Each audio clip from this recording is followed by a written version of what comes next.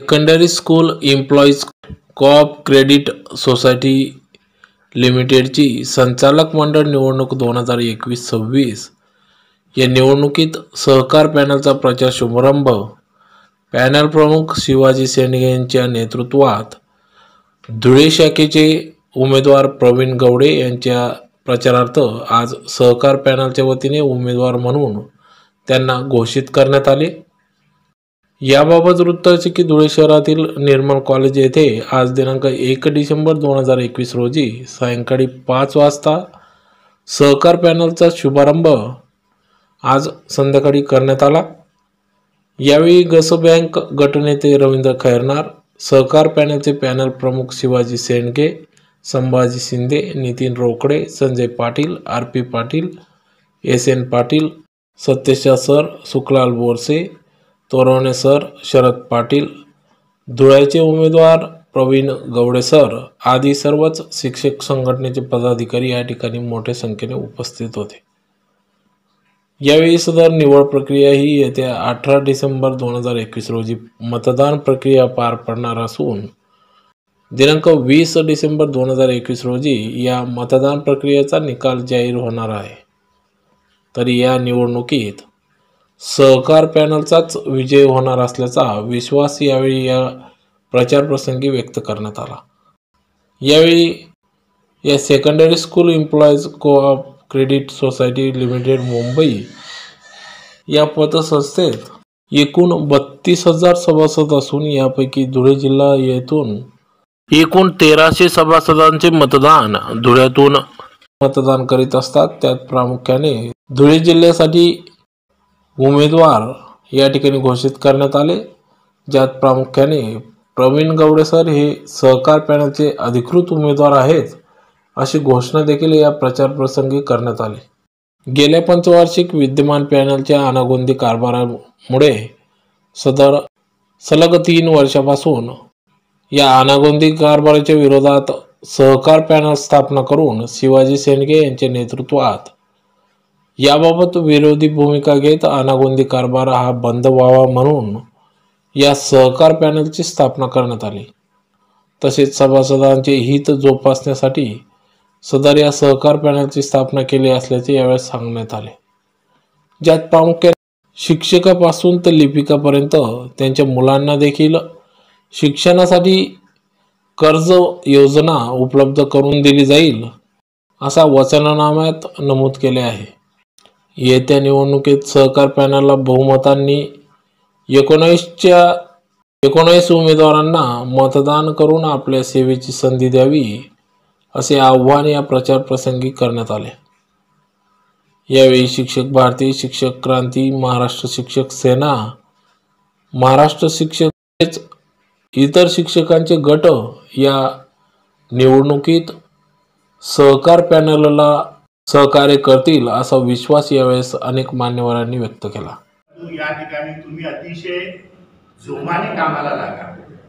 दिवस खूप कमी आहे, रात्र थोडी आणि सोंग जास्त अशी आपली परिस्थिती होणार आहे।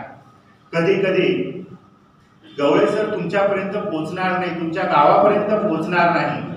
मी स्वतः उमेदवार आहे, मी स्वतः गवळे सर आहे, या पद्धतीने तुम्ही त्या मतदाराकडे गेला पाहिजे आणि त्याला ते पटलं पाहिजे की जर हा कार्यकर्ता एवढा स्ट्रॉंग आहे, एवढा आपलं सगळं समजावून सांगतो आहे, आपल्यासाठी पुढे काम करायला तयार आहे, तर उमेदवार किती स्ट्रॉंग असेल हे तुमच्यावर डिपेंड आहे।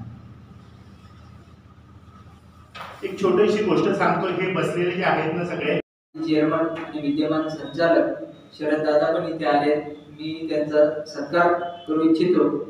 शरद दादा, शुभारंभ कार्यक्रमाचे अध्यक्ष माननीय आपल्या जिल्ह्याचे नांदगाव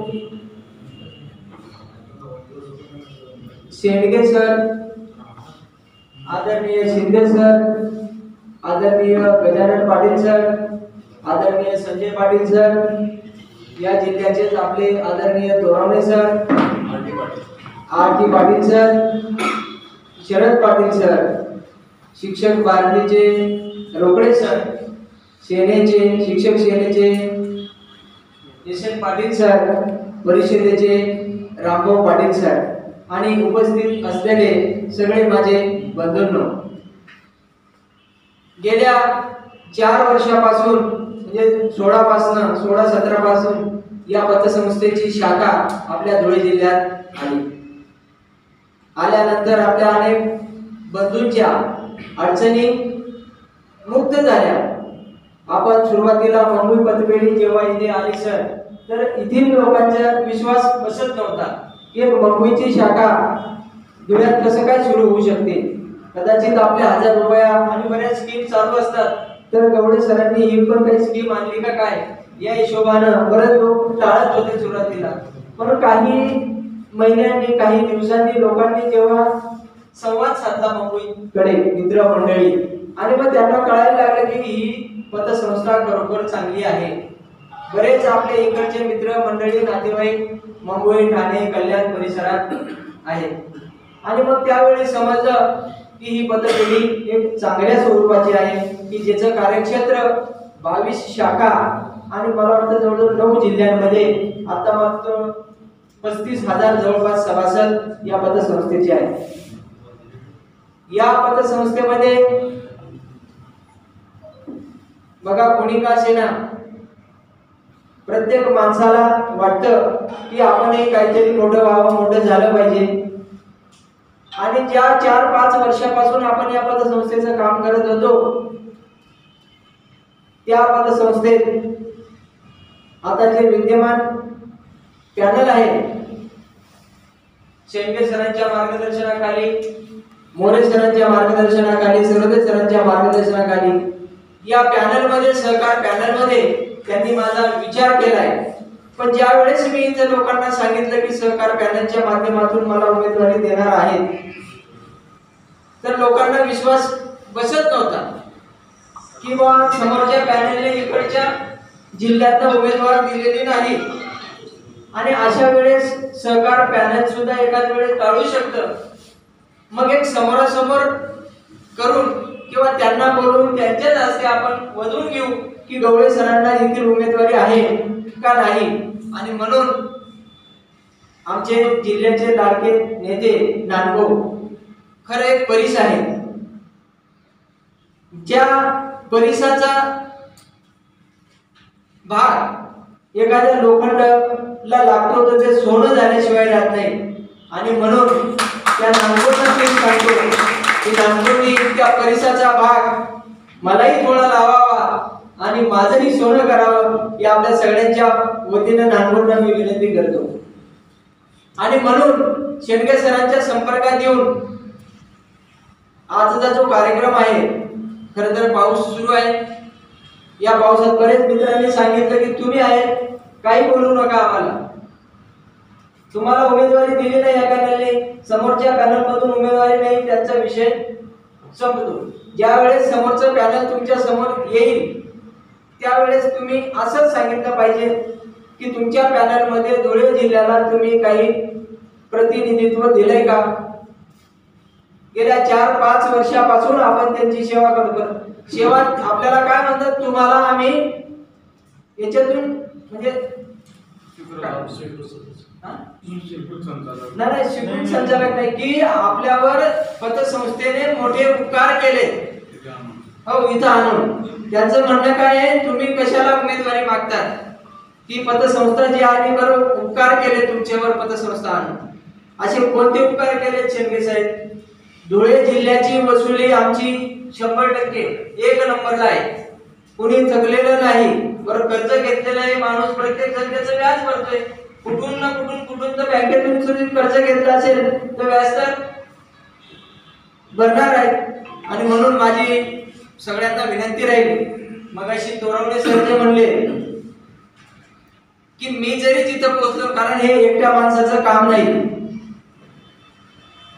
परिस जरी असलं तरी माझं एकट्या माणसाचं काम नाही. आणि जेव्हा तुम्ही स्वतः ठरवून घेणार की गवळे सरांसाठी आपल्याला काम करायचं आहे, जर प्रत्येकाने 10-20 लोकांपर्यंत पोहोचलं आणि त्यावेळेस खरं प्रचाराला वेग येईल आणि आपलं पॅनल पूर्ण पॅनलला कसं मदत मिळेल या हिशोबाने जर आपण सगळ्यांनी प्रयत्न केला तर मला वाटतं धुळे जिल्ह्याचं नाव आपण नक्कीच पुढे नेऊ.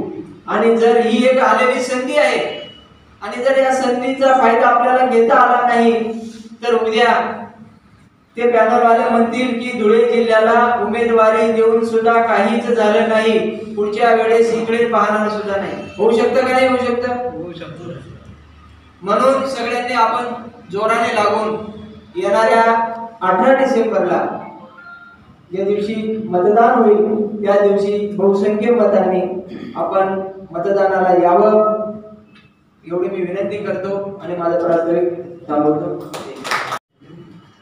स्वर्गीय रामनाथदादा मोते यांचे संस्कार सन्माननीय R B Patil sir, Shendge sir, Sanjay Patil sir, Shendge sir आणि पाटील साहेब आणि गवडे सर आणि आपण सर्व मतदार बंधू आणि भगिनी नाही आहे. एकच मी सांगू इच्छितो की आपला हक्काचा माणूस, घरातला माणूस आपण काय करतो की सर्वांची नावं लग्नपत्रिकेत लिहितो आणि आपल्या घरातल्या जवळच्या माणसाचं नाव विसरून जातो. जर विसरलं तर लग्नामध्ये काय होतं हे मला तुम्हाला सांगण्याची गरज नाही. तुम्ही सर्वांचा प्रचार करणार, सर्व आमदार खासदार सर्व, पण आपल्या हक्काचा माणूस या पॅनलमधून आपण जर निवडून नाही दिला किंवा त्या पॅनलला जर निवडून नाही आणलं आपण तर तेवढं याच्यापेक्षा मोठं आपल्या हातात जे आहे ते तुम्हीच करू शकता. आणि माझी आपल्याला एक विनंती अशी आहे की हे जे पॅनल आहे हे कोणत्याही एका पक्षाचं नाही, कोणत्याही एका संघटनेचं नाही आहे, सर्व समावेशक पॅनल. आणि मी या ठिकाणी Shendge sir, Sanjay Patil sir, Shinde sir जे विद्यमान या ठिकाणी संचालक आहेत या पदपीढीत, तर शिक्षकांच्या मुलांना एज्युकेशन लोन जर पॅनल आलं तर पहिला मुद्दा माझा हा असणार आहे की संबंधित शाळेचा एखादी लिपिक असेल, शाळेचा सेवक वर्ग असेल, त्यांच्या मुलांना एवढं बाहेरच्या देशात जायचं असेल तर लोन देत नाही. मी माझ्या मिसेस डोंगरला शाळेत शिक्षक आहे, 1-2 मिनिटाचं उदाहरण देतो फक्त. आणि आडीपाडी सर आमचे तात्या त्या शाळेत संस्थेवर डायरेक्टर आहे. तर तिथल्या लिपिकाच्या मुलाला त्याला अमेरिकेला MS करायला जायचं होतं, लोन मिळत नव्हतं. तर बँक ऑफ बडोदामध्ये मी कल्याणला शाखेत जे माझ्या ओळखीचे त्यांच्यापर्यंत गेलो मी, ते लोन बसत नव्हतं. त्यांच्या अक्षरशः पाया पडलो मॅडम, हे फक्त माझ्या मिसेसच्या शाळेत लिपिक आहे आणि त्या माणसाकडे एवढी पैसा नाही की तो त्यांच्या मुलाला MS करायला पाठवेल. पण जर आउट ऑफ ए जाऊन थोडं जरी आपण मदत केली तर त्यांचं लोन होईल. त्यांनी करून दिलं.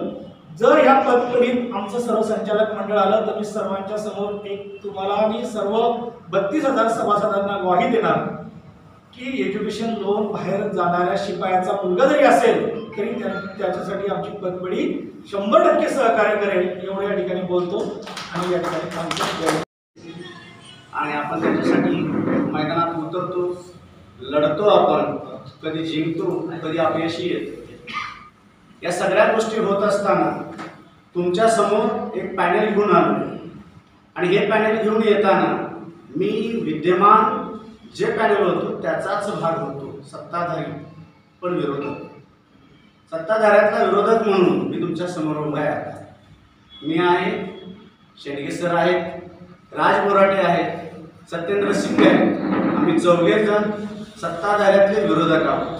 कारण अनेक आहे, तुम्हाला माहिती, अनेक पतसंस्थांच्या मध्ये वेगवेगळे जे कारभार चाललेले असतात, कशा पद्धतीने चालतात. आणि इथं काय चालू आहे, आज आपली 1700 कोटींची जवळपास पतसंस्था झालेली आहे. एवढ्या मोठ्या पतसंस्थेमध्ये अनेक गैरव्यवहार रोखण्याचा प्रयत्न संचालक मंडळात आत राहून आम्ही प्रयत्न केला आणि तो प्रामाणिक प्रयत्न करत असताना प्रशासकीय लेवलला आणि न्याय व्यवस्थेच्या बरोबर दोन्ही बाजूने लढण्याचं कामकाज आम्ही केलं आणि ते गेले 3 वर्ष करतो. आणि पहिल्या 3 वर्षामध्ये Sanjay Patil sir, More sir, Sarode sir, Kisan Mahadik हे 4 संचालक यांनी केलं. आणि काही कारणास्तव ते थोडे बाजूला झाले आणि ती धुरा आमच्यावरती आली. कारण तोपर्यंत पहिल्या 1-2 वर्षामध्ये काय चाललेलं आहे ते कळत नव्हतं आणि आजही कळू दिलं जातं. संस्था लिमिटेड लोकांच्या हातात गेलेली आहे आणि एकाधिकारशाही निर्माण झाली आणि एकाधिकारशाहीचा मार्ग हा हुकुमशाहीकडे वळतो आणि ती निर्माण झालेली आहे. आणि त्याच्यामुळे जे निर्णय आहेत ते निर्णय हे थोपवले जातात, ते निर्णय हे लादले जातात. कुणाच्याही भावनांचा, कुठल्याही निर्णयाचा आर्थिक गणित मांडून विचार केला जात नाही. त्यामुळे संस्थेला अनेक ठिकाणी घरघर लागलेली आहे. आपला पैसा थोडासा असुरक्षित झालेला आहे. याच्यासाठी आपल्याला कंबर कसली पाहिजे. ती आम्ही कसले 3 वर्ष झाला आम्ही त्याच्यावर मेहनत करतोय. आणि हे करत असताना अनेक आघाड्यावरती आम्ही संघर्ष करतोय. आणि त्या संघर्षाचं फळ हे आता आपल्याला मिळताना दिसतंय की अनेक सर्व संघटना एकत्रित घेऊन मोठ बांधण्याचं जर कार्य कोणी केलेलं असेल तर ते म्हणजे संस्थेचे सहसचिव आदरणीय शिवाजी शेळके.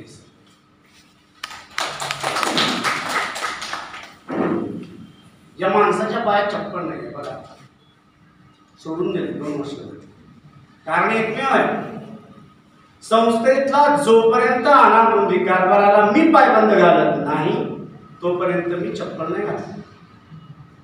एकमेव ध्येय घेऊन हा माणूस रात्रीचा दिवस करतोय. आणि आज धुळ्यापासून ते सोलापूर पर्यंत या सर्व पट्ट्यामध्ये पायाला भिंगरी बांधून फिरतोय. आज नव्हे 3 वर्षापासून. आणि ही बांधणी करतोय. ही बांधणी करताना मग अनेक लोक सोबत आहेत. यातलं पहिलं नाव मी आवर्जून सांगेन ते म्हणजे आनंदराव अडसूळ साहेब, सरकारातलं दिग्गज व्यक्तिमत्व. दिग्गज आजही अनेक बँकांच्या मध्ये त्यांच्या सहकाराच्या संघटना आहेत, अधिकृत संघटना आहेत. आणि त्यांनी पहिली मुहूर्त वेळ या शिलेदाराच्या सोबतीने रोवली. आणि तिथून प्रवास सुरू झाला. मग आनंदराव अडसूळ साहेबांच्या बरोबर कपिल पाटील साहेबांची मिटिंग झाली. आणि मग यांनी दोघांनी एकत्र यायचं ठरलं.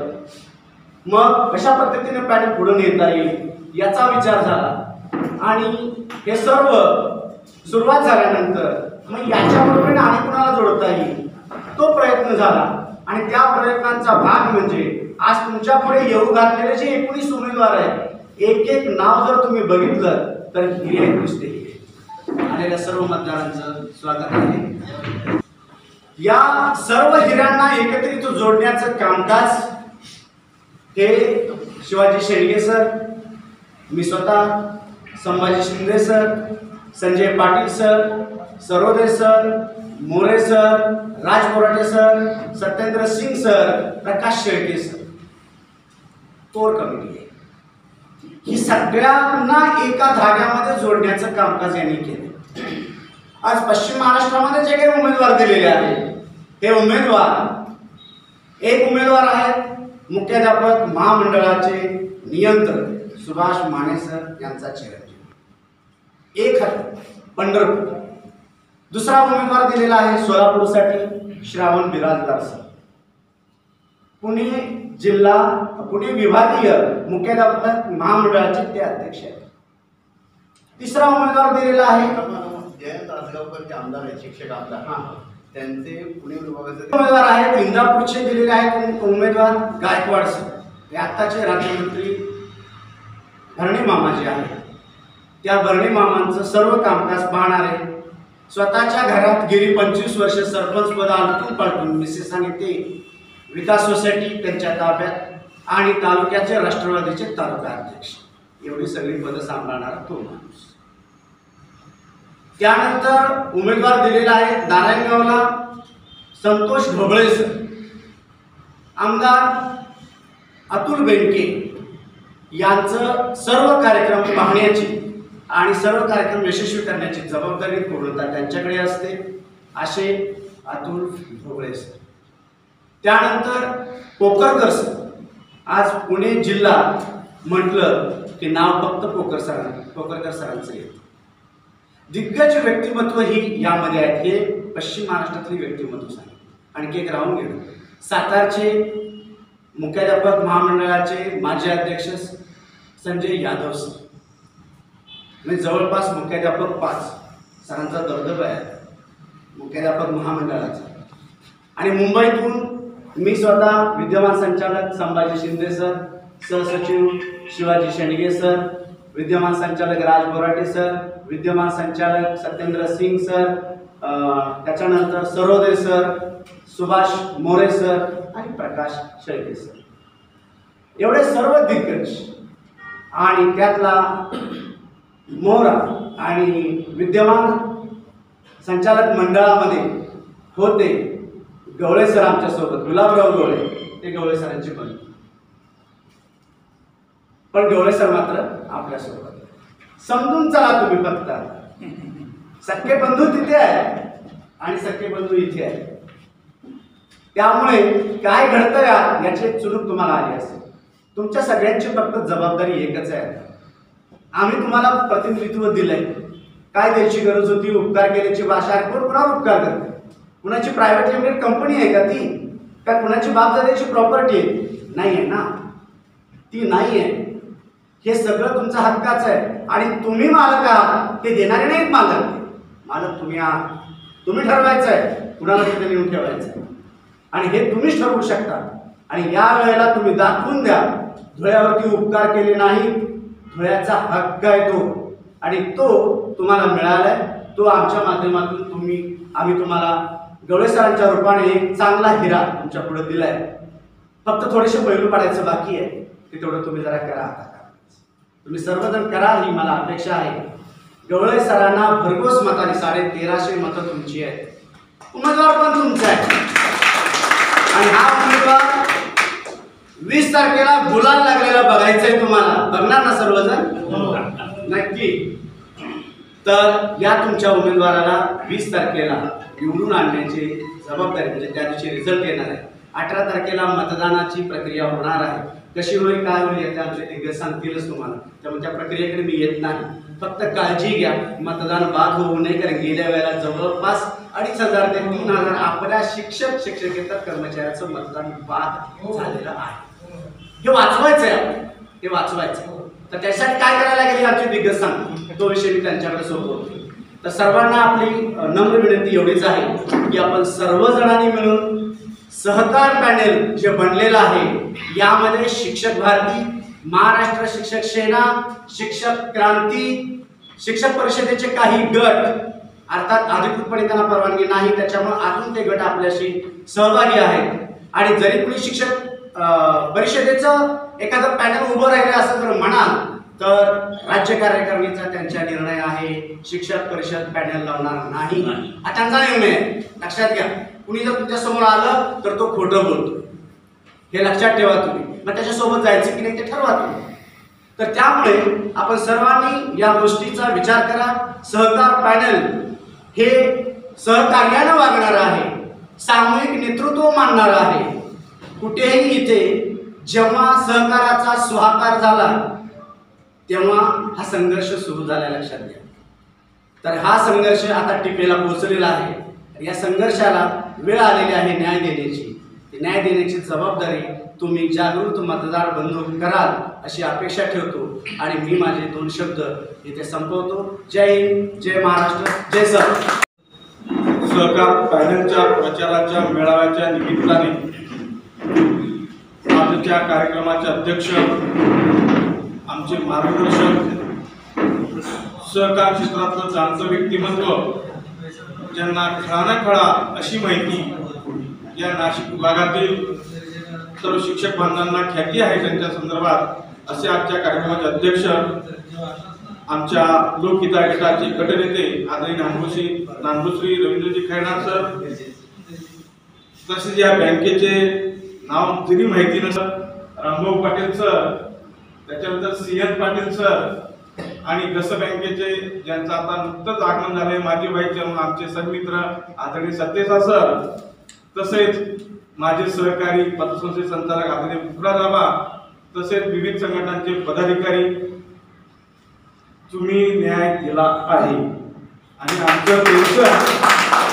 फार मोठं केलं आहे। माझा बालपणीचा मित्र प्रवीण गवळे प्रत्येक निवडणुकीमध्ये ते व्यक्तिमत्व तिकिटाची अपेक्षा करत असते, परंतु राजकारण करत असताना कुठेतरी गटाला अडचणी येत असतात, तो न्याय आम्ही देऊ शकलो नाही, पण तुम्ही तो न्याय दिला त्याबद्दल मी तुमचं अभिनंदन करतो।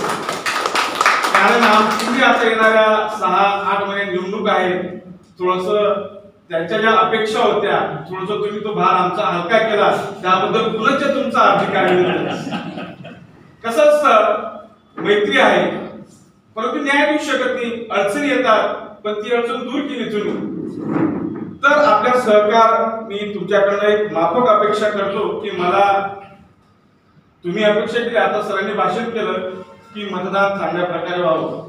काळजी करू नका, धुळे जिल्ह्यातील जे काही 1350 सभासद तुमच्या या बँकेमध्ये आहे ते सर्व आमच्या पतसंस्थेच्या याच्यामध्ये सभासद 100% माझ्या माहितीमध्ये 1350 100% असतील, याच्यात तीळ मात्र शंका नाही.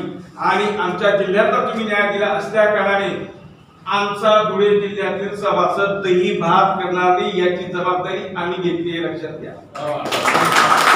सर्व प्रचार करताना आम्ही एकच सांगणार आहे, जात पात नाती होती पॅनल काही बघू नका. प्रवीण गवडे ज्या पॅनल मध्ये आहे तिथं पॅनल टू पॅनल मतदान करा आणि 100% तुम्हाला पॅनल टू पॅनल मतदान मिळेल. आता असं तुमच्या भाषणातून मला लक्षात आलं 22 जिल्ह्यामध्ये. तर ज्या ज्या जिल्ह्यांमध्ये तुमचे उमेदवार असतील एक विनंती करतो की ती यादी 22 जिल्ह्यांची जे काही उमेदवार आहेत त्यांची यादी जर प्रवीणच्या माध्यमातून माझ्यापर्यंत सोपवली, कारण आमचा महाराष्ट्र राज्य प्राथमिक शिक्षक संघ संभाजीराव थोरात गट राज्यातील सुमारे 3 लाख सभासद असलेली महाराष्ट्रातील बलाढ्य संघटना आहे. तर त्या ठिकाणच्या जिल्हाध्यक्षांशी मी स्वतः किंवा आमच्या संघाचे या ठिकाणचे राज्य उपाध्यक्ष पोद्दार सर असतील, आमचे जिल्हाध्यक्ष कमल पटेल, तुम्ही स्वतः सरचिटणीस जरी असो तर त्यांच्या माध्यमातून संपर्क करून सहकार पॅनलच्या उमेदवारांना तेथील शिक्षकांनी जास्तीत जास्त मतदान कसं करते यासाठी मी तुम्हाला सहकार्य निश्चित करेल असं तुम्हाला या ठिकाणी वचन देतो. निवडणुकांनी त्याकडे बघण्याचा दृष्टिकोन हा फार वेगळा असतो. माझी तुम्हाला कळकळी होती, आज तुम्ही विरोधी आहे का सत्ताधारी हे मला माहिती नाही, परंतु हे काम करत असताना त्याच्यावर वाच ठेवून पारदर्शक काम कसं होईल त्या बँकेचं आणि सभासदांना जो वचननामा दिला आहे तो वचननामा आपण निश्चित पाळणार अशी मी तुम्हाला या ठिकाणी आमच्या धुळे जिल्ह्यातील सभासदांच्या वतीने अपेक्षा व्यक्त करतो.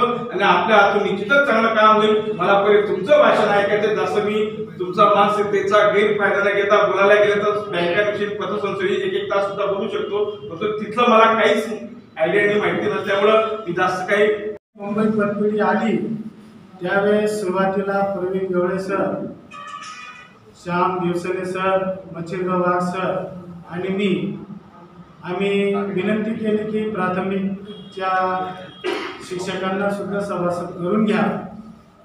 तर आमच्यावर जसे काही उपकार केले की असे फॉर्म एक असं वाटप करून आणि आमच्या ज्या पतसंस्था आहेत प्राथमिक शिक्षक पतपुरी असो गस बँक असो या ठिकाणी आम्हाला कर्ज पुरवठा होत आहे, परंतु तरी सुद्धा आमची अपेक्षा की गरजा अधिक वाढल्या तर माणूस कुठेतरी अधिक कर्जाची मागणी करीत असतो आणि त्याच्यासाठी आम्ही त्या ठिकाणी सभासद झालो. तर सभासद करताना इतके उपकाराची भाषा होती त्या ठिकाणी आणि अतिशय सरंजामशाही एकाधिकारशाही त्या ठिकाणी होत असते. जे सभासद त्या ठिकाणी कर्ज घेण्यासाठी येतात तर ते आमचे जुने आम्ही सभासद असल्यामुळे आम्हाला ते फोन करतात की बघा सांगा त्यांना.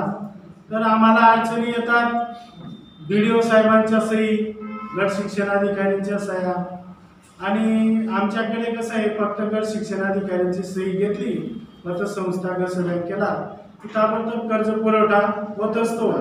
पण या ठिकाणी गट विकास अधिकाऱ्यांची सही आणा, पुन्हा गट शिक्षणाधिकारी जर प्रभारी असले तर आम्हाला अनेक प्रकारच्या अडचणी येतात. तर मी तुम्हाला आज या ठिकाणी या सभेत सांगतोय की गट शिक्षणाधिकारी यांचीच किंवा मुख्याध्यापकांची सही अपेक्षित आहे. तेवढ्या सहीवर कर्ज पुरवठा हा झाला पाहिजे अशी आमची पहिली मागणी आहे. दुसरी गोष्ट, आमच्या प्राथमिक शिक्षक सभासदांना जे सभासद झाले 200-400 याच्यानंतर आमच्या सभासदांना पुन्हा सभासदत्व हे करून दिलं नाही. तर आपलं पॅनल निवडून आलं तर आपण निश्चितच आमच्या प्राथमिक शिक्षकांचा विचार करणार आणि त्या जास्तीत जास्त सभासद त्या ठिकाणी नोंदून घेणार अशी अपेक्षा व्यक्त करतो. या ठिकाणी आहात सरांबरोबर भरपूर सभासद नोंदणी केलेली आहे. आम्हाला माहीत आहे सभासद कोण आहेत. त्या आता जे विद्यमान पॅनल होतं त्यांच्यामधून बऱ्याच लोकांना त्यांचे आम्हाला नाव सुद्धा माहीत नाही. फक्त शेंडगे सर, एकमेव शेंडगे सर, त्यांना आम्ही त्या संचालक मंडळामध्ये ओळखत होतो. एकदा आमच्यासाठी त्यांनी फोन केला तर आमचा कर्ज पुरवठा 2-3 महिने आम्हाला दिलंच नाही. का त्यांचं वैर असेल किंवा काही मतभेद असतील, पण त्याच्यातून आम्हाला थांबवण्यात आलं. तर अशा प्रकारचे मतभेद एकाधिकारशाही त्या ठिकाणी सुरू आहे. मी अशा संचालक मंडळ जे विद्यमान होतं त्यांना त्यांना धडा शिकवा मित्रांनो. आणि येणारं जे सहकार पॅनल आहे, आपल्या समोर जे सहकार पॅनल आलेला आहे, यांना भरघोस मतांनी निवडून द्यावं असं मी आपल्या सगळ्यांना विनंती करतो. आणि आपला हक्काचा माणूस प्रवीण गवळे सर हे उमेदवार दिलेले आहेत. मी आपल्या ठिकाणी या ठिकाणी प्रमुख पाहुण्यांना आश्वासन देतो, ग्वाही देतो की आम्ही निश्चितच 1300 सभासद आपल्याला म्हणजे 100% मतदान करणारच. आणि आमचा 100% तुम्हाला लीड राहील. आमच्यामुळेच आपलं पॅनल निघेल असं मी ग्वाही देतो. आणि माझ्या शिक्षक परिषदेच्या वतीने माझे जेवढे सभासद आहेत त्यांच्या वतीने मी आपणास ग्वाही देतो की आपल्याला निश्चितच आम्ही 100% मतदान करणार. एवढे बोलून माझे secondary school employees cooperative credit society ही कुणाच्या मालकीची नाही, ही कुणाच्या हुकुमशाहीची एकाधिकारशाहीची नाही. तर secondary school employees cooperative credit society ही शिक्षकांनी शिक्षकांसाठी चालवलेली पगारदार पतसंस्था आहे. याचा कुठेतरी विसर पडायला लागला आमच्या संचालक मंडळाच्या काही लोकांना. आणि त्याच्यामुळे ही सगळी परिस्थिती चांगलं असून सुद्धा आम्हाला खाता आलं नाही असं म्हणायला काही हरकत नाही निर्माण झाली.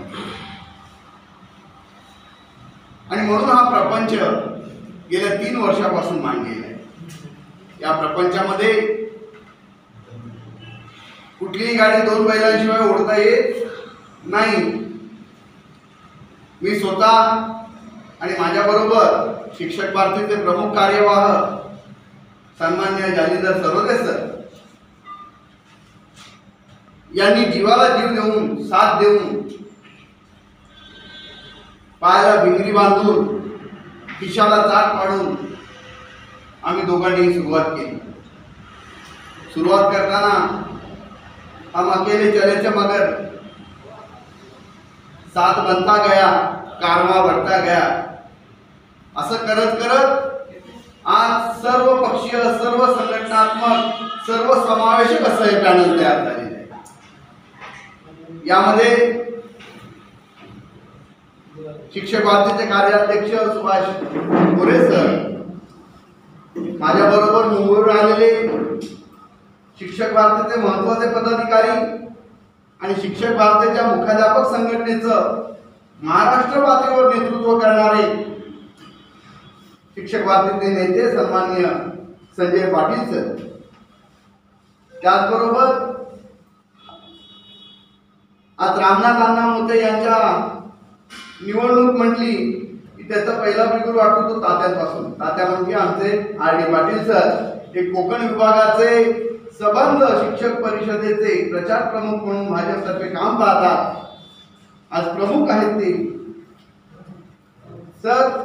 आता पण आम्ही त्याच्या उमेदवारांच्यासाठी कॉर्नर मीटिंग असेल, सभा असेल घेतल्या, त्या प्रत्येक ठिकाणी सर्व संघटना, शिक्षक संघटना जेवढ्या काही अस्तित्व आहेत त्या सर्व संघटनांचे पदाधिकारी उपस्थित राहिले. मागे जर आपण पाहिलं असेल आपल्या शिक्षक परिषदेचे रामभाऊ पाटील या ठिकाणी आहेत. त्याचबरोबर कल्याण डोंबिवलीहून ठाणे, कल्याण डोंबिवली, खारघर, नवी मुंबई, सानपाडा येथील आमचे उमेदवार सन्माननीय गजानन भाऊ पाटील हे देखील धुळ्याचे आहेत. RD पाटील सर म्हणजे मार्गदर्शक हे देखील धुळ्याचे आहेत. संजय पाटील सर खानदेशाचे आहेत. माझ्याबरोबर आलेले राजेंद्र पाटील सर खानदेशचे आहेत आणि संस्था धुळ्यात आहे, धुळ्यातल्या 5 तालुक्याचे सभासद जास्त आहे आणि म्हणून रणनीती ठरवतानाच असं ठरवलं गेलं की मुंबईमध्ये खूप उमेदवार द्यायचे आणि बाहेर दुर्लक्ष करायचं, हे असं होता कामा नये. आपण बाहेर जी शाखा उघडली आहे, बाहेर आपण सभासद केलेले आहेत, तर त्यांना देखील न्याय दिला पाहिजे. पाटील सर खरं सांगा, मुंबईवरून रोज आपल्याला धुळ्याला यायला जमणार आहे का कारभार बघायला? खरं सांगायचं की मी मुंबईला बसतो आणि मीच बघतो, तुम्ही सगळे मागे राहा, जय हो म्हणा फक्त. ही अशी प्रवृत्ती नव्हती, हुकुमशाही आम्हाला करायची नाही. आणि म्हणून ज्या ज्या मोठ्या शाखा आहेत, ज्या ठिकाणी 1000च्या वर मतदान आहे, त्या प्रत्येक शाखेला प्रतिनिधित्व द्यायचं, मुंबईचं प्रतिनिधित्व बनवायचं, हा विचार घेतला. आज या ठिकाणी नामभाऊ खेरनार सर उपस्थित आहेत. त्याचबरोबर संचालक मंडळात मला खांद्याला खांदा लावून साथ देणारे शिवाजी संभाजीची जोडी म्हणतात. मी शिवाजी शेंडगे आणि ते संभाजी शिवाजी शेंडगे असं शिंदे या ठिकाणी उपस्थित आहेत. आणि चारकोप मध्ये मी नसलो तरी ना नगरसेवकाचं आडत ना आमच्या आमदारांचं आडत. सर कुठे आहे? तर बाहेर आहे. मग राजेंद्र पाटील सर आहेत का? हा ते आहे. मग ठीक आहे, मग तुम्ही बाहेरच राहा.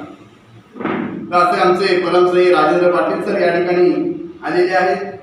या ठिकाणी शरद भाऊने आमचं भाषण केलं. शरद भाऊ, तुमचा भार आम्ही हलका केलाय, पण आता तुम्ही आमचा भार जो आहे अधिक हलका करा, जास्तीचा हलका करा.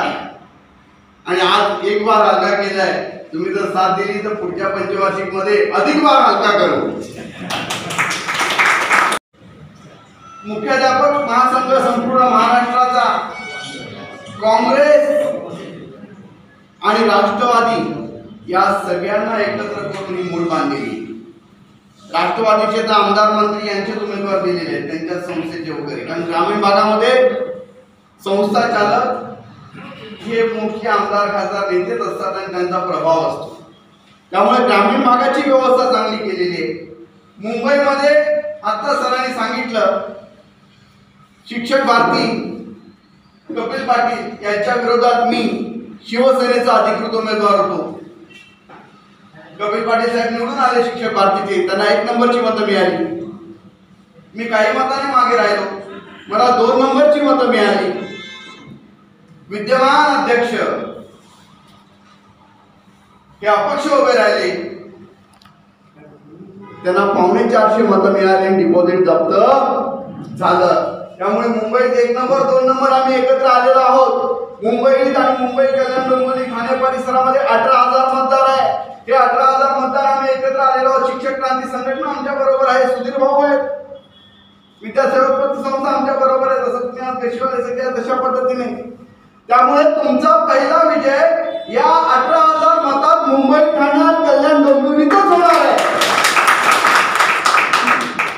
आणि या विजयाला गुलाल लावण्याचं काम, याला बोनस करण्याचं काम, मताधिक्य वाढवण्याचं काम तुम्ही सर्वांनी एकदिलाने करायचं.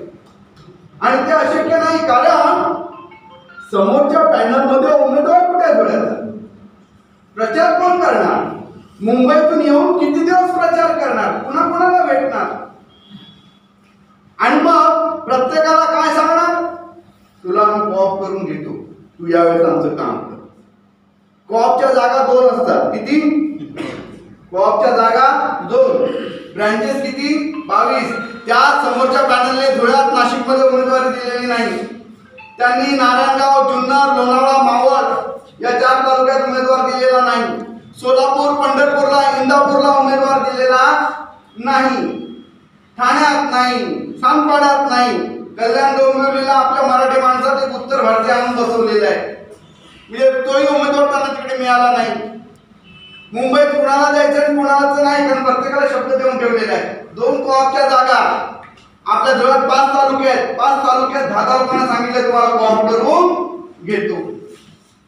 असा खोटेपणा आपण काही केलेला नाही. तुमच्याकडे उमेदवार आहे, चेहरा आहे. आज या पॅनलचा प्रमुख संयोजक म्हणून सहकार पॅनलच्या वतीने मुख्याध्यापक संघाचे आमचे नेते, शिक्षक भारतीचे नेते संजय पाटील सर, शिक्षक परिषद शिक्षक क्रांतीचे RD. Patil sir, Gajanan Patil sir, संचालक संभाजी शिंदे सर, या सर्वांच्या साक्षीने मी अधिकृतरित्या जाहीर करतो की प्रवीण गवळे सर हे आपल्या सहकार पॅनलचे अधिकृत उमेदवार आहेत. सर्व संघटनांनी आम्ही एकत्र येऊन तसा निर्णय, डॉक्टर सर, सर्व संघटनांनी एकत्र येऊन तसा आम्ही निर्णय घेतला. खरं म्हणजे मोरे सर, जालिंदर सर येणार होते, पण आम्ही निर्णय घेतला सगळ्यांनी मुंबई सोडायची नाही. संजय पाटील सर दौऱ्यावर, RD. Patil sir, Gajanan Patil sir, Shinde sir सगळेच दौऱ्यावर, आणि दौऱ्यावर असले की कार्यकर्ते त्या दिवशी लूज पडतात. आमच्या मुंबईत 18,000 मतदान आहे, त्यामुळे कमीत कमी 2-3 नेते तिकडे असले पाहिजे आणि 2-3 बाहेर असं नियोजन केलेलं आहे. तर अशा पद्धतीने गवळे सर अधिकृत उमेदवारी जाहीर केलेली आहे. आता इथे उमेदवार नाही, नाशिकला 156 मतं आहेत, फक्त 142 मतं नाशिकला आहेत.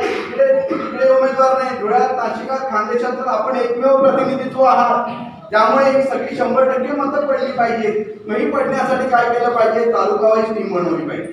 आता सोपं आहे तुम्हाला, परिषद आहे, शिक्षक सेना आहे, शिक्षक भारती आहे, आणि एवढंच नाही तर आमचे जे आहेत सेकंडरीच्या माध्यमातून जोडले गेलेले आमचे पाटील सर असतील, बटुलर सर असतील, इकडे पैसाने सर असतील, कितीतरी लोक या ठिकाणी जोडलेली आहेत. त्या सर्वांना बरोबर घेऊन टीम तयार करा. लोकांना याद्या शाळा वाईज काढून द्या. बाबा या तालुक्यात एवढ्या शाळा आहेत, या शाळा तुम्ही लोकांनी चौघांनी करायचे. अशा टीम पाडा, सर्वांनी बसून एक कोर कमिटी तयार करा. त्याच्याबद्दल Sanjay Patil sir, RD. Patil sir चांगल्या पद्धतीने सांगतील. 19 उमेदवार असतात, 19 ठिकाणी आपल्याला शिक्के मारायचे आहेत. आता प्रवीण गवळे जिंदाबाद, एक मार्गाने पुढे गेले पॅनलला मतदान करायचं असतं. 19 चिन्ह द्यायचे आणि पॅनल टू पॅनल चालवायचं. आता येतील, येणार सर आता काही लोक. मी पण आहे धुळ्याचा, माझं काहीतरी बघा, किमान एक तरी बघा. तर एक बीक काय नाही, पूर्ण पॅनल टू पॅनल चालवायचं आहे. अरे तू जर होता भूमिपुत्र तर त्यावेळेस 6 महिने कर्ज देता येत नव्हतं, त्यावेळेस कुठे तोंड लपून बसला होता. अरे की नाही? तर आज मी पायात चप्पल घालत नाही, ते काही विजय मिळवण्यासाठी नाही. आज आमच्या या 18,000 करोड रुपयाच्या पतसंस्थेची अवस्था अशी झाली की आमचा पैसा एकाकी ब्लॉक झाला. मी म्हणाल कसं काय झालं अचानक, का रुलिंग थांबली? आम्ही सगळे विधान परिषदेची निवडणूक लढलो. हे भाजपकडून तिकीट मागत होते विद्यमान अध्यक्ष, त्यांना काही तिकीट मिळालं नाही, मग ते अपक्ष उभे राहिले. मुंबई बँक आमची मदर बँक आहे. मुंबई जिल्हा मध्यवर्ती बँकेतून आम्ही 100 करोड पासून ते 1,000 करोड पर्यंत क्रेडिट घेत असतो 9%, आणि ते तुम्हाला 10-10.5% देत असतो. मग मुंबई बँकेत पुण्याच्या ताब्यात ते गेले, बाबा आमचा उमेदवार आहे, तुम्ही काय उभे राहू नका, अपक्ष कशाला उभे राहताय? त्यांनी ऐकलं नाही म्हणे मी 4,500 जिंकणार आहे. एवढे मोठे मोठे नेते गेले मुंबई बँकेचे, त्यांनी समजावलं, ऐकलं नाही. बरं आता याची गिरवायची. निवडणूक झाल्यानंतर त्यांनी इंटरनल ऑडिट लावलं आमच्यावर. इंटरनल ऑडिटमध्ये अनेक चुका निघाल्या. FIR दाखल केली, पोलीस स्टेशनमध्ये कंप्लेंट केली मुंबई बँकेने अनियमितता असल्याबद्दल. आम्ही सर्व जाऊन हातापाया पडलो, जाऊ द्या साहेब, शिक्षकांचं याच्यामुळे नुकसान करू नका, एकामुळे कशाला सर्वांना त्रास देत आहे असं सगळं समजावलं, आणि मग ती कारवाई तिथे थांबली. परंतु ते 6 महिने मुंबई बँकेने आम्हाला क्रेडिट दिलं नाही. 6 महिने आम्ही ग्रामीण भागातल्या कुठल्याही शिक्षकेतराला कर्ज देऊ शकलो नाही. 6 महिने वेटिंग होतं, बरोबर आहे सर. 2 महिने कर्मचाऱ्यांना पगार देता आला नाही. अरे 1,800 करोड मध्ये झाले काय? आमचं प्रॉफिट आहे सर 18,000, 16,000, 12,000, सॉरी 1200 करोड, 12 करोड, 16 करोड हे आमचं प्रॉफिट आहे. याच्यातून आम्हाला पगार देता येत नाही, कुठे अडकला पैसा? ही सगळी परिस्थिती नीट करायची होती. आणि हे सगळं करत असताना अनेक वेळा भांडून अनेक गोष्टी चांगल्या आणल्या. त्यातली पहिली चांगली गोष्ट म्हणजे 12.5% जो व्याजदर होता, तो व्याजदर 10.5% आणला. आणि तुम्ही सर्वांनी साथ दिली, आणि ही वाईट लोक इथून गेली, तर हा 10.5% देखील व्याजदर मुंबई बँकेला कन्व्हिन्स करून, कारण ती सगळ्या पगारदार पतसंस्थेला 9% देते, आम्हाला फक्त 9.5% देते. तो 0.5% सर्वांबरोबर कमी करून आपण आणखी आणखीन अर्धा 1% या ठिकाणी कमी करू शकतो व्याज. पण मुंबई बँकेची अट काय? ती गाण बाजूला काढ. आज संभाजी शिंदे सरांनी सांगितलं आम्ही 8 संचालक निवडून गेलेले, आम्ही 19 होतो. 19 मधून 5 संचालक हे रिटायर झाले, राहिले 14 मधले 8 संचालक हे या ठिकाणी तुमच्या समोर आहेत. त्यातला एक पदाधिकारी मी स्वतः सहसचिव म्हणून तुमच्या समोर उभा आहे. आणि आम्ही 8 संचालकांनी प्रवीण गवळे सरांसारखे चांगले उमेदवार, गजानन पाटील सरांसारखे चांगले स्वच्छ प्रतिमेचे उमेदवार आम्ही संचालक आहोत. संजय पाटील सर, संभाजी शिंदे सर हे स्वच्छ प्रतिमेचे चांगले घेतले. आणि त्या अध्यक्ष सचिवाबरोबर जे काही 6 लोक होती ज्यांच्यावर ईडी आणि ईओडब्ल्यू आर्थिक गुन्हे शाखेची चौकशी चालू आहे, एफआयआर दाखल झालेला आहे, प्राथमिक रिपोर्ट आलेला आहे. त्यांनी स्पष्ट म्हटलेलं आहे कोणी आर्थिक गुन्हे शाखेने की यांनी लाखो करोडोची कामं कुठलंही टेंडर न घेता, जाहिरात न काढता, टेंडर न घेता दिलेली आहेत. ही कामं ज्यांना दिली ते लायसन होल्डर लोक, कॉन्ट्रॅक्टर नाहीत. तर अशा पद्धतीने हा भ्रष्टाचार प्राथमिक दिसतोय, याची अधिक चौकशी करण्यासाठी परवानगी द्यावी असा अहवाल त्यांनी दिलेला आहे. Kurla police station, Borivali police station या ठिकाणी यांच्यावर गुन्हे दाखल आहे. अशा पद्धतीने सहकार खात्याने त्यांच्यावर 83 दुसऱ्यांदा लावली. 2016-17ला पहिली 83 लावली. त्यात अधिकाऱ्याने सांगितलं की 14.5 करोड रुपयाचं नुकसान संस्थेचं तुम्ही केलेलं आहे, हे नुकसान 18% त्वरित भरून द्या. ते त्यांनी दिलं नाही. त्यावेळेस सुभाष देशमुख भाजपचे मंत्री होते, त्यांना गोड बोलून सोलापूरला शाखा नेतो इकडून तिकडून काहीतरी सांगून हेच मी उभं राहणार नाही असं काहीतरी सांगून ते त्यांनी कमी करून घेतलं. त्याच्यावर स्टे आणला मंत्र्याकडून. एवढं झाल्यावर परत सुधारणा केली नाही. पुण्याला जागा विकत घेतली, त्याला ओसीच नाही. अशा कितीतरी गोष्टीत प्रचंड भ्रष्टाचार केला.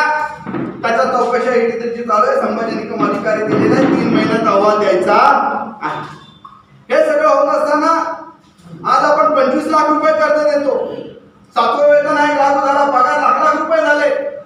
मग कर्ज मर्यादा वाढवायला नको? वाढवली नाही. ही कर्ज मर्यादा 35 लाख रुपये आपण करायची. त्याच्यासाठी आपल्याला या सेवेसाठी पुढे यायचे. आज 2 जामीनदार लागतात. कशाला गरज आहे? केवायसी करून सगळ्या बँका हल्ली विदाउट जामीनदार देत असताना तुम्हाला काय करायचं आहे? का तुम्हाला केवायसी करता येत नाही? का तुमच्या कॉम्प्युटरमध्ये काय आधार कार्ड स्कॅन होत नाही तुमचं? आणि म्हणून 2 जामीनदाराची जी काही जाचकट आहे ती कमी करून एका जामीनदारावर 35 लाख रुपये कर्ज मिळालं पाहिजे. त्या एका जामीनदाराला कमीत कमी 3 कर्जदारांना तो जामीन राहू शकतो अशी मुभा निर्माण केली पाहिजे. व्याजदर हा 10% आणला पाहिजे. आज जीवन सुरक्षा योजना आम्ही चालू केली. त्या जीवन सुरक्षा योजनेमध्ये 3 सभासद होते सर, त्यांच्यावर ही जबाबदारी दिली होती की कशी लागू करायची सांगा. त्यात पदाधिकारी म्हणून मी शिवाजी शेंडगे, तज्ञ म्हणून सन्माननीय मुख्याध्यापक संजय पाटील सर आणि गुलाबराव गवळे सरांचे बंधू आम्ही 3 जण होतो. आम्ही तिघांनी ते अभ्यास केला. तिघांनी ही जीवन सुरक्षा योजना आणली. पण त्या योजनेत काही त्रुटी आहेत. त्या त्रुटी गेल्या 5 वर्षात दूर झाल्या नाही. उदाहरणार्थ एखादा सभासद आपण मृत्यू पावला तर त्याचं कर्ज आपण माफ करतो, परंतु ते पूर्ण करतो का? नाही. त्याची एफडी आणि शेअर्स हे त्याच्या कर्जातूनच आपण घेतलेलं असतं. ते एफडी शेअर्स आपण त्याला देत नाही, ते कापून घेतो आणि उर्वरित कर्ज माफ करतो. परंतु याच्यापुढे संपूर्ण कर्ज माफ करून त्याच्या कुटुंबाला त्याची एफडी आणि शेअर ही हक्काची रक्कम मदत म्हणून दिली जाईल. अशा पद्धतीने काम करण्यासाठी गजानन पाटील सरांनी सांगितलं 2 लाख रुपये हायर परचेस कर्ज देतो. हे हायर परचेस कर्ज 2 लाख झाल्यानंतर घरातल्या वस्तू होतात. पण अचानक घरात कोणीतरी ऍडमिट झालं, काही अडचण आली, मुलाची अचानक फी भरायची ठरली, तर काय? तर याच्यासाठी संचय निधीवर आपण 90% कर्ज देतो. 20,000पर्यंत एटीएम कर्ज देतो. तिथल्या तिथे फॉर्म सही करायचं, तिथल्या तिथे कॅश घेऊन जायची. अशा अनेक सेवा सुविधा आपण देतो आहोत. पण हे देत असताना आज सुद्धा अद्ययावत कोर बँकिंग, मोबाईल बँकिंग आपण केलेलं नाही. तो SMS येतो, तो SMS काय येतो तेच कळत नाही आपल्याला. त्यात कुठला आकडा कधीचा आणि कुठला आकडा कशाचा हेच कळत नाही. सुटसुट झालं पाहिजे. तुमचा एवढा हप्ता कापून गेला, आता एवढं शिल्लक राहिलं. पण त्यांचे आकडे वाचताना बंबे येते प्रत्येकाला.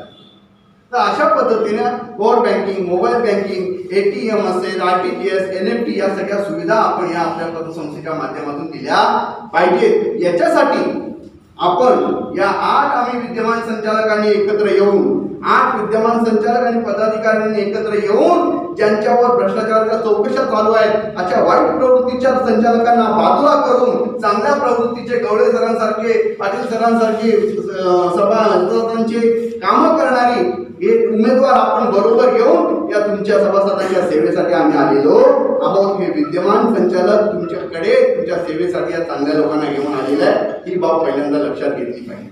आता बसलेली आहे ह्या गोष्टी विद्यमान संचालक आपण आहोत हे आता लोकांपर्यंत पोहोचवण्याची गरज आहे. मित्रांनो, निवडणुकीत हा प्रचाराचा भाग झाला, समजावून सांगण्याचे मुद्दे झाले. हे जरी असलं तरी शाळापर्यंत तुम्ही पोहोचलं पाहिजे. संध्याकाळच्या वेळेला घराघरात पोहोचलं पाहिजे. तशी टीम आणि आता एवढ्या संघटना येऊन जर हे काम होऊ शकत नाही मग कधी होणार नाही. पोहोचलं पाहिजे. हे पोहोचणं झाल्यानंतर येणाऱ्या 3 तारखेला आपण सगळे उमेदवार मुंबईत एकत्र येतोय. हे एकत्र आल्यानंतर त्यावेळेस तुम्हाला पॅम्पलेट दिले जातील.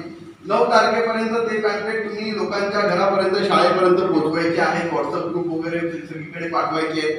9 तारखेला चिन्ह मिळेल. चिन्ह आणि आपल्या 19 उमेदवारांच्या यादीचं पॅम्पलेट तयार केलं जातील. कशा पद्धतीने मतदार पत्रक असेल त्याचं सॅम्पल तयार केलं जाईल आणि 9 तारखेला शरभाऊ आता तुम्ही जे म्हणालात 9 तारखेला आपल्याला चिन्हासकट 19 उमेदवार मिळतील आणि प्रत्येकाला सांगायचंय या चिन्हावर 19 शिक्के मारायचे आहेत प्रत्येकाने. आता अडचण अशी आहे 5 तालुक्याच्या खेड्यापाड्यातून लोक धुळ्यापर्यंत मतदानासाठी आणायचे. मग ती आणण्याची जबाबदारी कुणावर द्यायची? त्याचं प्रॉपर नियोजन झालं पाहिजे. मग त्याच्यासाठी काय गाडी घोडा करायचा आहे का? कारण एक मतदार आली ते 20-25 लाख रुपये कर्ज देते, कमी व्याजदराने देते, तर इथल्या संस्थांचं कसं होईल? आणि मी पण आज विद्यमान संचालक मंडळामध्ये गट प्रमुख म्हणून आहेत. या ठिकाणी व्यासपीठावर आमचे माजी चेअरमन आदरणीय शरद पाटील आहेत, आमचे संचालक उकरात पाटील आहेत, गस बँकेचे माजी व्हाईस चेअरमन सत्यसाल सर आहेत.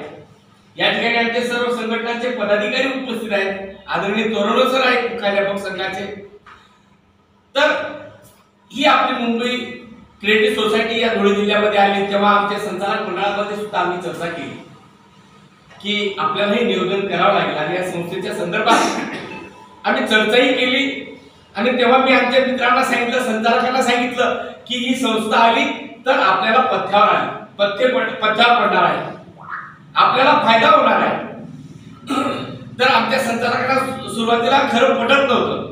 मी त्यांना सांगितलं की कशा पद्धतीची ही संस्था आपल्याला फायदेशीर आहे. आपले बरेचसे कर्जदार सभासद थकबाकीदार आहेत. त्याने 2-2, 3-3 संस्थांमध्ये कर्ज घेतलेलं आहे. त्यांना जर थकबाकीतून मुक्त करायचं असेल तर ह्या मोठ्या कर्जाची आवश्यकता आहे. हे कर्ज घेतलं की आपल्या संस्थांचं थकबाकी मुक्त होईल आणि आपण जेव्हा थकबाकीतून मुक्त होणार तेव्हा आपल्याला आपली कर्ज मर्यादा वाढवता येईल. हेच मी वाक्य त्या ठिकाणी मांडलं आणि खरोखर सांगतो सर, आम्ही 9.5 लाखापर्यंत कर्ज द्यायला लागलो या वर्षामध्ये की या पतसंस्थेमध्ये 70% कर्ज सुद्धा देता येत नव्हतं. संचित तोट्यात होते 2.5 कोटी तोट्यामध्ये आणि अशी तोट्याची संस्था ताब्यात घेतली. 5 वर्षामध्ये तिला नटात पण आली आणि 9.5 लाखापर्यंत आणि आमच्या कर्जदार सभासदांचं 100% कर्ज आम्ही माफ करतो. 2दा निवडून आलो, 2दा गट पडला, आता 5व्यांदा गट निवडून आला. पतसंस्थेची सुद्धा निवडणूक जवळपास 3दा लढलो. आता 2 पासून पतसंस्था आमच्या ताब्यामध्ये आहे आणि ती नफ्यात आणलेली आहे.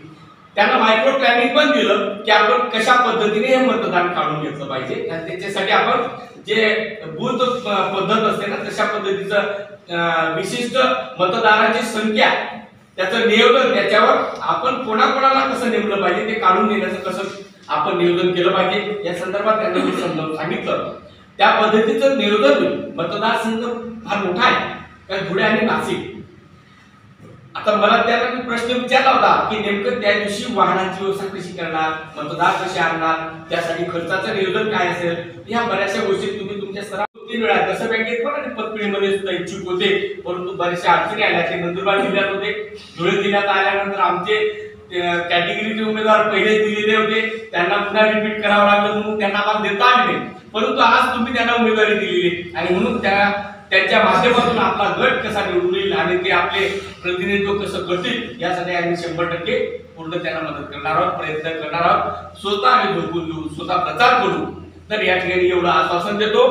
फक्त माझं एकच विनंती आपल्याला अशी आहे की सर, आपण आपला वचननामा जो तयार करणार आहात तर तो वचननामा असा तयार करा की त्या वचनांची पूर्ण पूर्तता 5 वर्ष आपली झाली पाहिजे, अशी वचन असली पाहिजे. आणि मतदारांच्या म्हणजे जो काही आज सभासद आहे, या संस्थेचा जो काही खरोखर भागधारक सभासद आहे, मालक आहे, त्याचं हित कसं जोपासत आहे.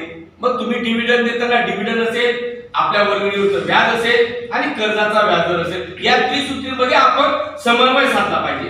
कारण खूप जास्त डिव्हिडंड देऊनही उपयोग नाही. कारण सध्या काय परिस्थिती आहे, डिव्हिडंड जेव्हा आपण देतो, नफ्यात आणतो. आता आमची पतसंस्था 1 कोटीच्या पुढे नफा या कोरोना काळामध्ये सुद्धा झाला, 1 कोटी 18 लाख नफा आम्हाला आला. परंतु त्याच्या आगे सुद्धा आपल्याला टॅक्स भरावा लागतो, रिझर्व्ह फंड पण आपला अडकतो. त्यापेक्षा व्याजदर जर कमी केले आपण तर तो लाभ प्रत्यक्षात सभासदांना मिळतो.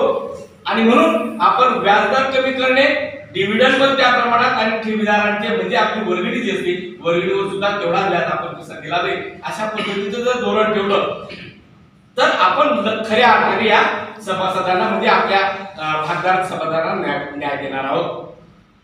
आपल्याकडे ठेवी भरपूर आहे, कारण आपला पतसंस्थांना सुद्धा एनपीए लागू झालेला आहे. आणि म्हणून आपण इकडे नफा कमवायचा, उत्पन्न कमवायचं आणि पुन्हा एनपीच्या तरतुदी करायच्या, प्रोव्हिजन करायच्या, म्हणजे आपल्या सभासदांना लाभ मिळत नाही. आणि म्हणून कर्ज वितरण करताना जर आपण या सर्व बाबीचं लक्ष दिलं तर खऱ्या अर्थाने सभासदांना प्रत्यक्षात लाभ होईल. नाही तर एनपीच्या तरतुदींमध्ये आपला नफा जातो. तर अशा पद्धतीचं सभासदांचं हित डोळ्यासमोर ठेवून कर्ज कसं माफ होईल, कारण कर्ज माफीची योजना तुम्ही आणली बरोबर, 100% कर्ज माफ झालं पाहिजे. म्हणजे हे सगळ्यात महत्वाचं आहे, तरच आपला एनपीए वाढणार नाही. कारण केव्हा कुठल्या सभासदावर काय घडणार तरी सांगता येत नाही. आणि म्हणून जेव्हा कर्ता पुरुष घरातला जातो तेव्हा त्या कर्ता पुरुषाच्या मागची फॅमिली जी असते ते एकदम उद्ध्वस्त झालेली असते आणि त्यांच्याकडून कर्ज वसूल करणं म्हणजे ते आणखी पुन्हा अन्यायाचं असतं. आणि म्हणून कर्जमाफी ही योजना आम्ही मयत कर्ज फंड निर्माण केलेला असतं. दरमहा आम्ही 200 रुपये कपात करतो आणि तो मयत फंड कर्ज रूपाने पण वाटतो, भांडवलातच असतो आणि त्याच्यावर आम्ही वर्गणीचं व्याज पण आकारतो, त्या भांडवलात जमा करतो. आणि हा फंड आता वाढत असतो, त्याच्यातून कर्जमाफी देतो. जर एखाद्याची कर्जमाफी नसेल तर त्याच्या वारसांना 5 लाख रुपये देतो. म्हणजे आपण वारसदारांचा पण विचार या ठिकाणी, कारण आम्ही ही योजना का आणली, डीसीपीएस धारक आता जे आहेत सभासद की त्यांना पेन्शन योजना नाही, अवस्थायी पेन्शन योजना आहे आणि म्हणून त्यांचा पण विचार आपण या ठिकाणी केला पाहिजे. मग त्याच्या कुटुंबियांना त्याच्या पाठीशी काहीतरी लाभ देता आला पाहिजे. आणि अशा पद्धतीच्या चांगल्या योजना जर आपण या ठिकाणी वचननामा चांगला तयार केला आणि त्या वचननाम्याची पूर्तता जर आपण केली तर मी सांगतो तुम्हाला या पंचवार्षिक नंतर पुढे सहकार गटात दुसरा गट राहणार नाही.